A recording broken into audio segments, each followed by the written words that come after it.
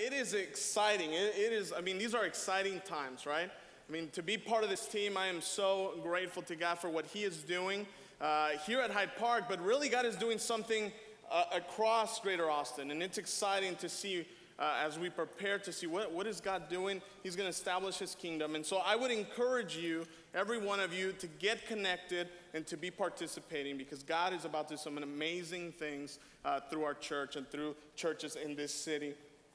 Today we're going to be looking at Luke chapter 9, verse 28. And as you turn your Bibles there to Luke chapter 9, I want to tell you about this crazy sport, maybe more like an extreme recreational activity. All right, it's called base jumping. Any of you familiar with base jumping? All right, well, it's an acronym it stands for buildings, antennas, spans, which are like bridges, and earths, which basically a mountaintop or like a cliff, okay? And so this is some recreational sport that people, it's a whole community of them, and so they go to places that sometimes it's illegal, okay? And they jump from those places with all suited up in this like flying squirrel outfit, okay? Not like a squirrel outfit, but like a flying, you know those, they have the thing right here, and they will just glide in the most beautiful, breathtaking places in the world. It's amazing. And now with the GoPro cameras, you know those cameras that go on like your helmet or like your back, they have these incredible videos. This guy named Marshall Miller, works with GoPro and stuff. He did one recently where he is like on the edge of a cliff, and he's staring down to the clouds, basically. He is above the clouds, looking down, and he just throws himself into the clouds, and he gets through, and all of a sudden it reveals this beautiful valley with snow, and he lands it perfectly, and it's amazing. I mean, these guys are adrenaline junkies. They go from one event to the next one and trying to find the next best place. I think the record is like 210 times in one day is the Guinness record for like doing these many jumps. Absolutely amazing. Now, how many of you, like when I talk about this, you're like, oh, I need to try that now? Anybody? Okay, okay, that's what I thought, not many. Neither am I. I'm not one of those guys, okay? But, the most daring thing I've done is I rode a roller coaster once, twice. And the second time I was like, I probably shouldn't have done that. It wasn't as exciting and didn't feel so good for this. So I'm not that kind of guy, and maybe you are or you're not, but I would say that most of us may not jump from physical mountaintops or would enjoy being at a mountaintop staring down at these amazing sceneries, but many of us do pursue and seek spiritual mountaintops. And we like being in those moments. And what is a spiritual mountaintop? Well, the best definition I can think of is when our ordinary life intersects with a God moment, right? You know what that looks like? Sometimes the most memorable ones for you are probably after like a retreat or at a revival, maybe a prayer meeting, where you made some decisive, life-changing decisions in that place. Remember? For me, I was a teenager. I'm 14, 15. I remember, I'm not one of those that is crazy to go to the front, to the altar and respond. But I remember being in this worship service, and the minister was making the invitation for those that were called to ministry. And the last thing I remember is I was sobbing at the altar, just saying, Lord, whatever it takes, use me. That to me was a spiritual mountaintop. It changed the course of my life. It made me really make it was a decisive moment in which I said, Lord, whatever it takes, use me. And I think we have a different spectrum of these. You may be here and be like, I don't know what you're talking about at all. I have never had one of those moments, whatever they look like. But they can be simple. I mean, a prayer time where you just feel like God is speaking to you. A worship time that you're like, God manifested Himself in a special way in that moment. And so though many of us would say, no, I'm not thrilled about jumping off a mountaintop or going even up a mountaintop, I'm not an adrenaline junkie. You would say, no, I would really enjoy spiritual mountaintops in my life. I would love them to be more often. When the passage that we look at today in Luke 9, 28 through 26, we get a glimpse of Easter, And for Peter, James, and John, this is about to be the spiritual mountaintop of their life. Aside from the resurrection, this is hands down one of the most incredible things. Now, let's put this in perspective, all right? Peter, James, and John so far have already seen the miracles of Jesus, okay? They've already seen him heal people, take demons out of people. They've seen him raise people from the dead. They've seen him calm the weather, the storms, right? It'd be like it's freezing out there, and he'd just be like, and it's like beautiful. Every one of us would love to have that, right? And it's like beautiful all of a sudden. They had already seen Jesus do this. In fact, they had seen him just feed thousands of people at a time. And this spiritual mountaintop doesn't even compare to that. So what am I talking about? Well, Luke chapter 9, verse 28. Let's look at the inner circle of the disciples, spiritual mountaintop. It says, now about 8 days after these sayings. All right, I have to stop there. It's been about a week after some sayings. What is he talking about? Okay, well, earlier in the chapter, Herod, King Herod, one of the Herods, began to question the identity of Jesus. He's beginning to hear that there is this guy doing incredible things, right? Just miracles and preaching and teaching. And so he begins to get scared that, is this a resurrected or something, some zombie John the Baptist, or what's going on? Right? He had just beheaded John the Baptist. Is he a prophet? Who is he, right? He begins to question this. Then Jesus feeds 5,000 plus people. We don't know exactly how many, but all of them, guess what? They're like, wow, we're in the wilderness, and Jesus fed all of us. He should be our king, right? Like our earthly king, and establish that kingdom, right? Well, that's not at all the intention of Jesus, and so he takes his disciples, he takes them aside, and finally he says, all right, who do people say that I am? Right? And they start saying, well, some say that you're like Elijah, John the Baptist, one of the prophets. Okay. And then he asks them a question that every one of us in this room has to answer at some point in our life. And he asks them, who do you say that I am? And Peter, right? Peter has the answers. He says, you are the Christ. Right? In other Gospels, he's the Son of the living God. And Jesus said, you have said correctly. And so Peter had the head knowledge, right? He understood that Jesus was the Christ. Okay, great, we're on a good track. Well, then Jesus does the unexpected. He defines what being the Christ means. And it wasn't fun, right? He says, I will suffer, I will die. And I believe at this point, Peter and the others stopped listening, right? Once he said, and I will die, they're like, okay, it doesn't matter what goes after that. But then he said, and I will rise on the third day. All of a sudden, this walk of discipleship that seemed amazing, wow, we're with a powerful, the spokesman of God, you are the Christ, you are the Messiah. And then Jesus says, yes, and it's a walk of sacrifice and death. And then he's not done. He says, no, and those who follow me will also walk that path. The cost of discipleship. You must carry your own cross and follow me. I can assure you that Peter and the others were completely at a loss of words, just like me right now, right? They were like, what is going on? What's going to happen? This doesn't make any sense. And so what happens now?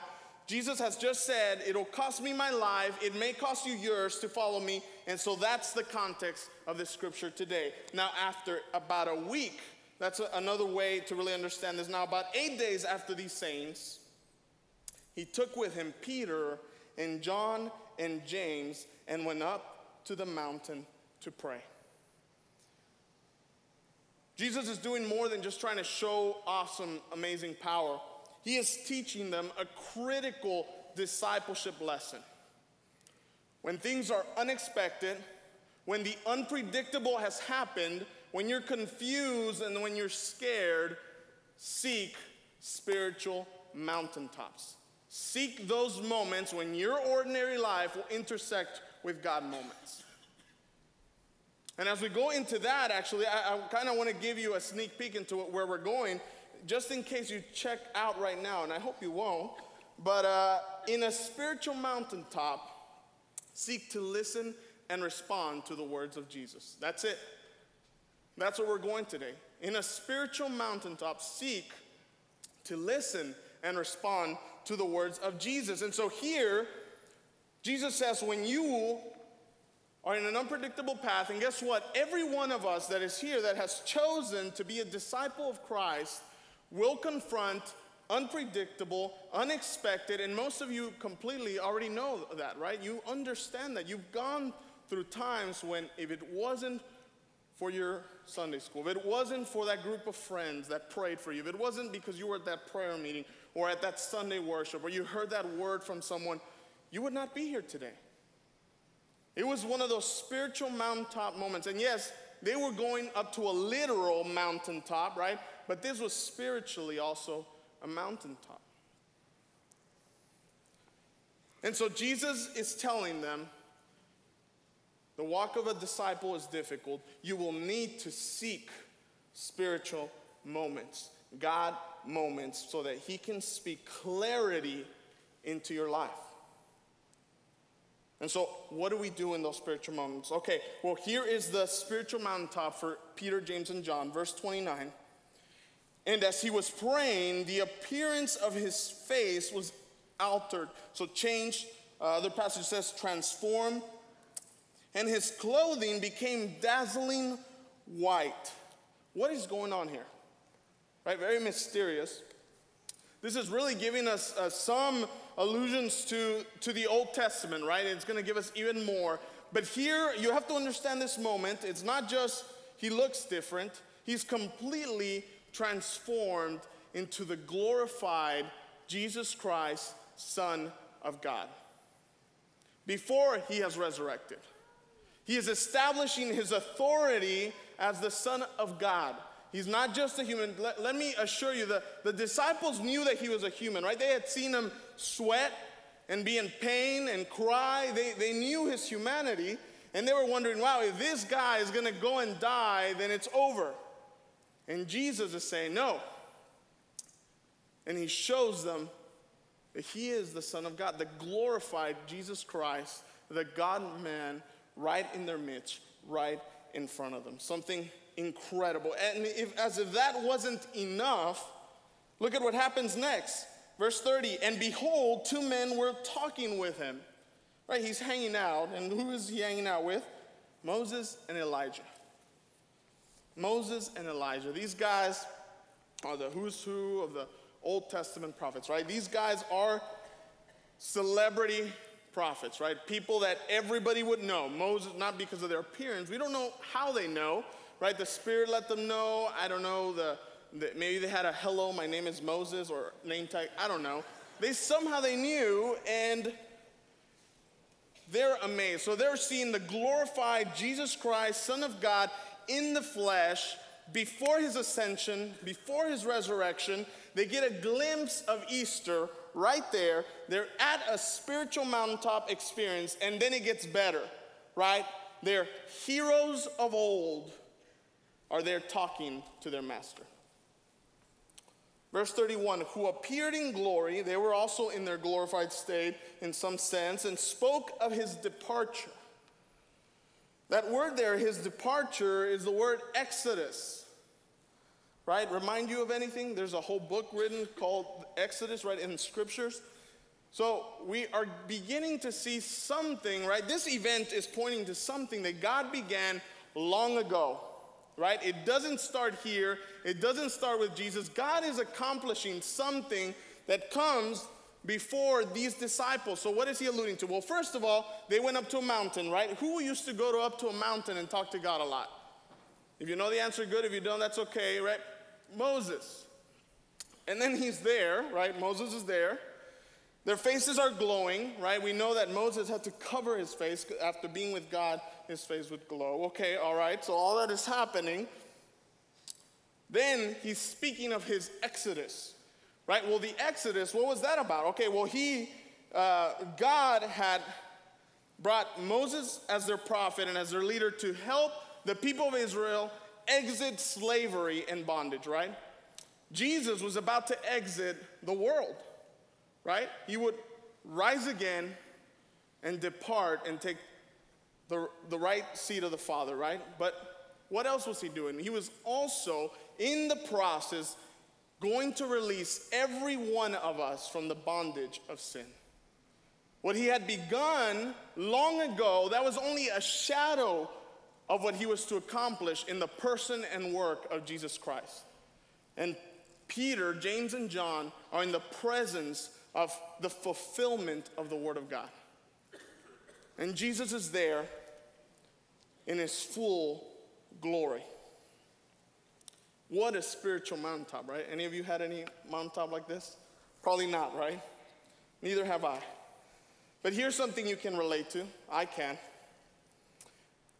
Verse 32, now Peter and those who were with him were heavy with sleep. All right? So, right, this is the story, of some of our lives, my life sometimes, right? We're about to go to this spiritual mountaintop, right? Jesus is like, come on, let's go pray. And they're like, yes, Lord, let's pray. Oh, we have to go all the way up there, right? And the flesh gets in the way, right? And then they're up there, and then they're like, oh. To their defense, they probably hadn't slept in days, right? And so they were in a weak state.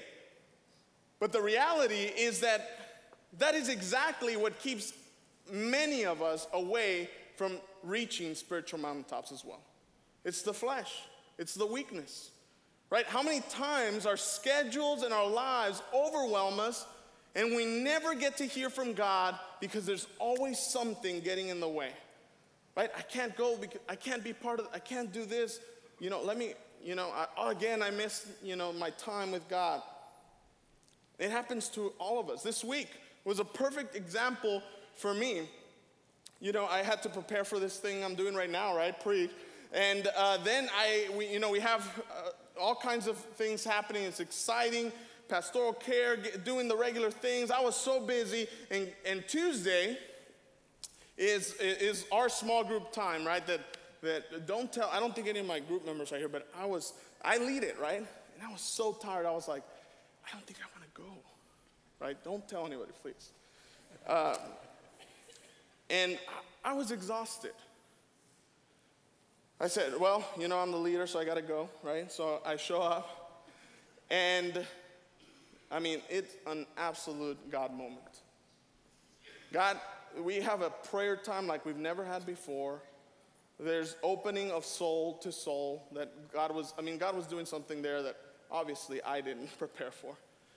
And I left and I was like, oh my goodness, I am so glad that this happened. Many of us can attest to that, right? So many times that we're like, oh, I don't want to. It's so early. I can't. I'm busy, right? But when it happens, what is the response? I'm so glad I did it, right? Aren't we excited that it happened? And that's usually going to be our number one barrier, is that the enemy of our souls knows our weaknesses, and every one of us has inclinations and things in our flesh that are going to help us resist what God has for us. Maybe you're wired where you don't like to be around people, and so that's going to be one thing God's going to use against you. You don't like to be open with others. You don't like to, well, I don't have enough knowledge about this. I'm overwhelmed with this or that. But you have to understand that what lies between you and spiritual mountaintops is going to be the flesh. But when they became fully awake, they saw his glory and the two men who stood with him.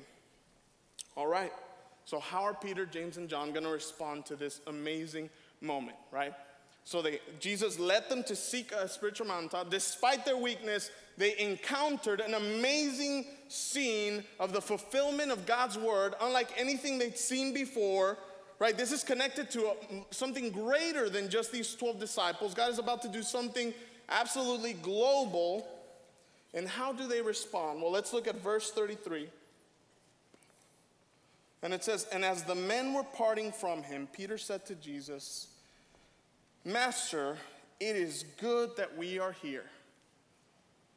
Let us make 3 tents, one for you, one for Moses, and one for Elijah. Don't miss this last part, not knowing what he said. So this was the wrong response, right? How do I know? I didn't do too much deep study, right? At the end of that passage it says, and that was wrong, right?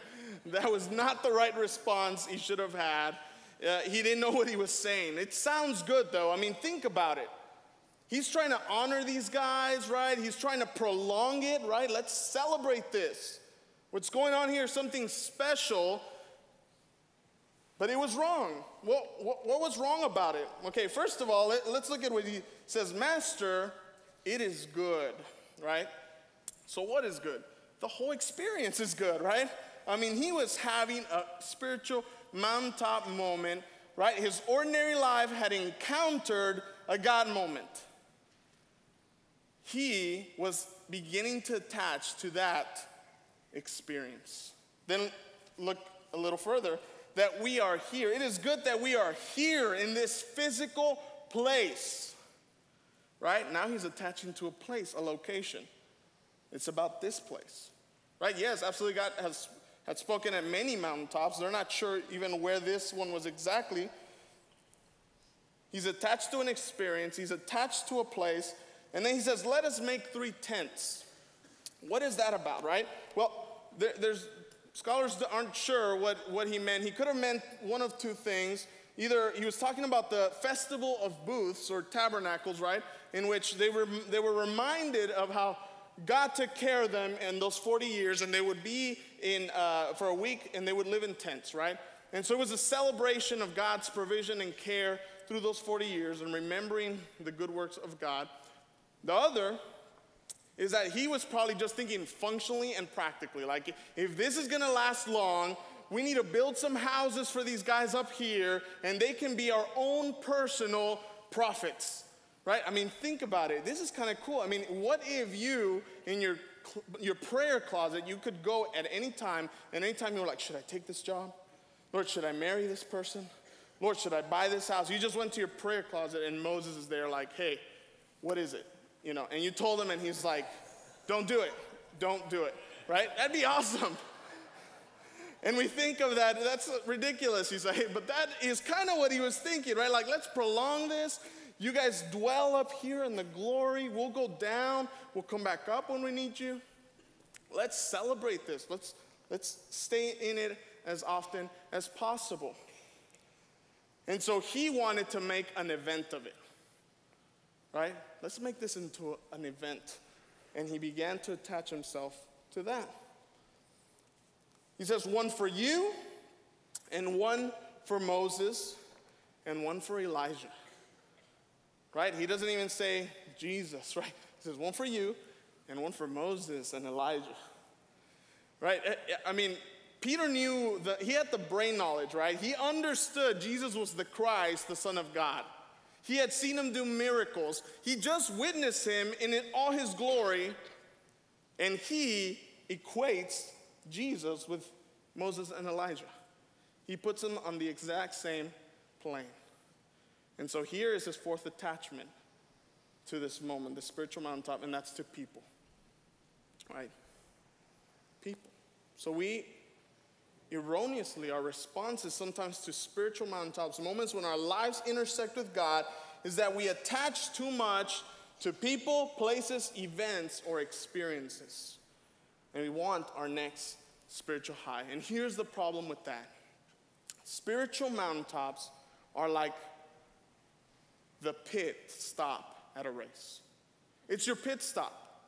It's not the race, right? Imagine if you were at the pit stop and everybody was like working as a team and you're like, oh my gosh, this is beautiful. Look how we're all working together. Let's stay here 5 more minutes, right? Let's just prolong this. This is just, look how we're working. The smell of those new tires, the smell of gasoline, right? I don't like the smell of gasoline. Some of you may like, right? But imagine if that happened. What would happen to that race car driver, that team?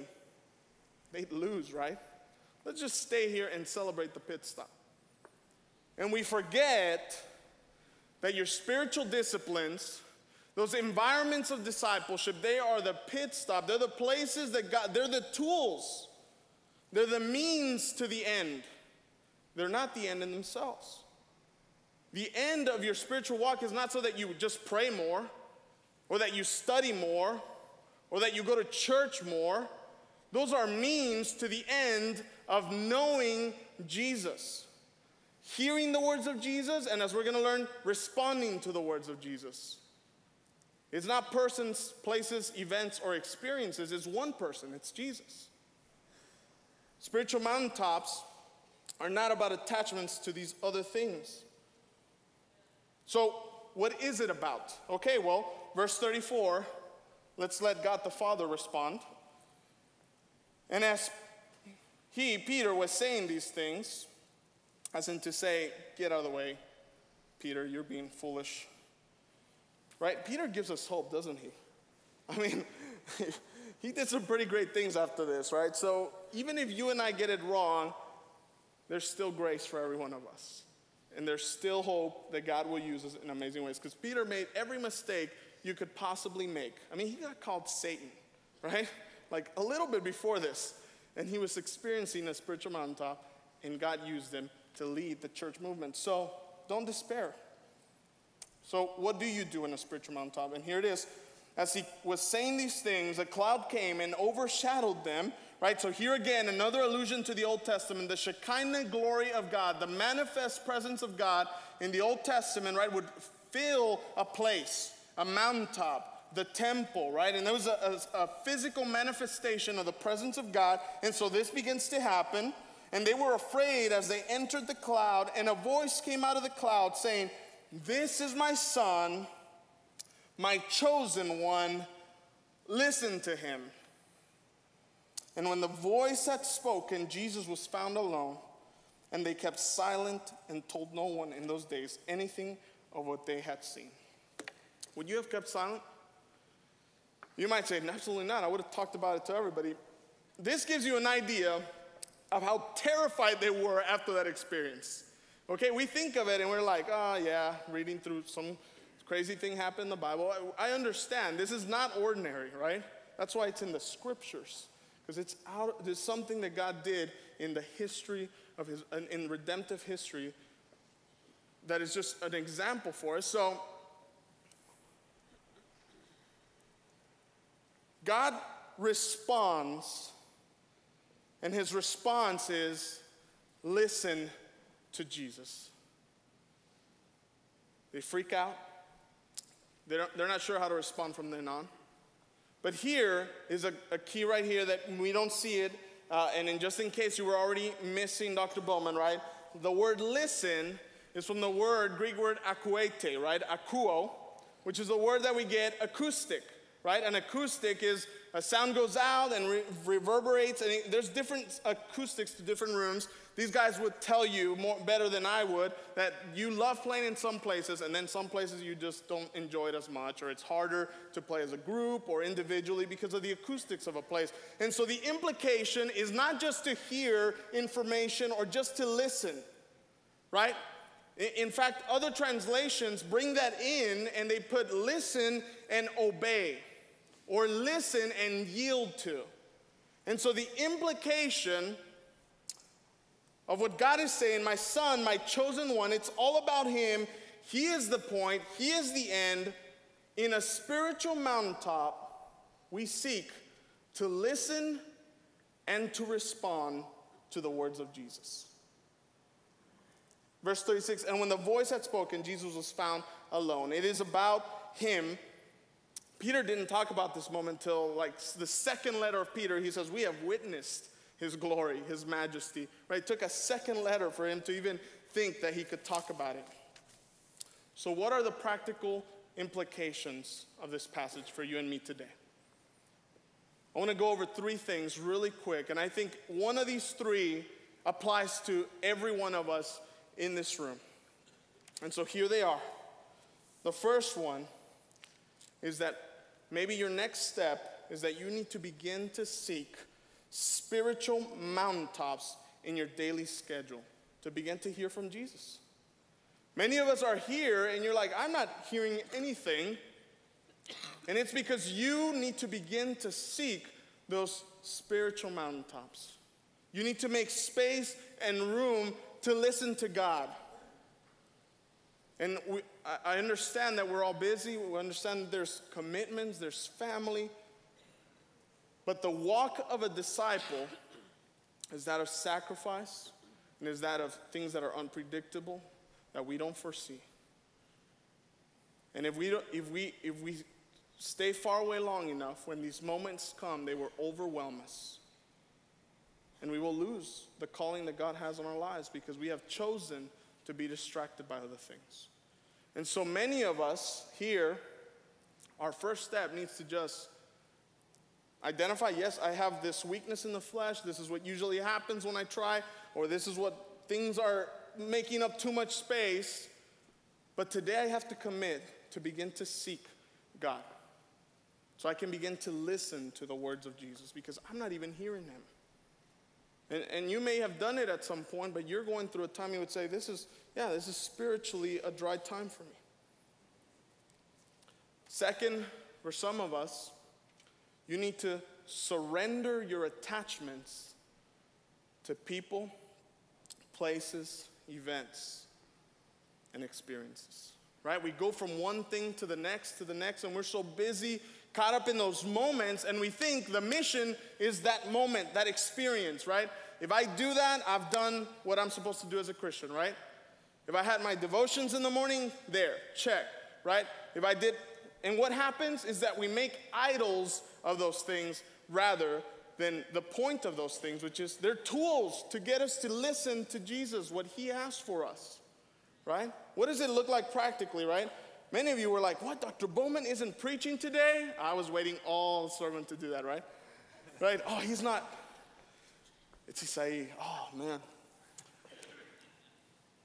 Many people, the way it sounds is this. You say, oh, I love the preaching at that church, but I love the worship at this other church, right? Like we identify and we attach, like God's not going to speak to me, or I'm not going to hear from God unless this. And we equate and rise that up to the level of Jesus. And that's the only way, right? We create unknowingly. And we're in ministry doing things of God, but we must surrender those attachments. Thirdly, what maybe a lot of us need to do is simply respond obediently. So maybe you've already been in spiritual mountaintops and you've heard from God. You know what the word of Jesus says. And you're resisting something specific. And you're here and you're like, I've been resisting this. I've been delaying obedience. I've been disobedient completely. Whatever it looks like for you. But maybe you've already heard something from him and you need to obey. And so whether you're seeking, need to begin seeking those moments where you encounter God in your daily life. Whether you need to surrender idols and attachments to things that are simply tools and avenues for God to work and for you to listen to what Jesus has for you. Or whether you've heard from him and you need to respond obediently. Every one of us has a next step as we look at this passage this morning.